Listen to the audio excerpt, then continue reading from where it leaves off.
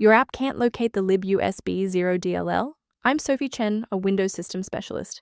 I've diagnosed the pathing error, and I'm going to show you how to restore the file.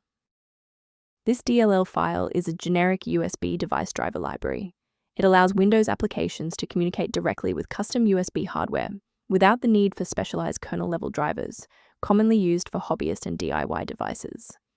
Since we've identified what's missing, let's try the official recovery method. This error typically means a core application file is missing from libUSB. Reinstall the official libUSB package to restore the libusb0.dll.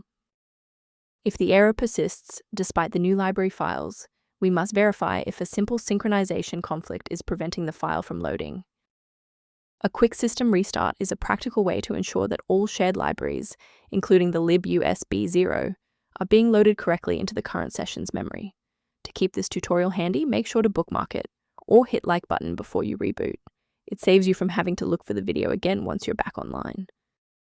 From a systems engineering perspective, there is one major security pitfall I need to help you avoid.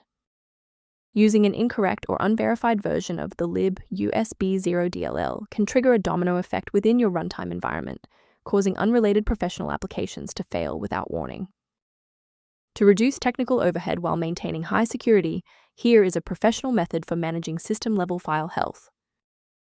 For users seeking clearer system diagnostics, the link in the description references tools related to managing the libusb0 environment. If your workstation is back online and libUSB is running smoothly, please consider subscribing.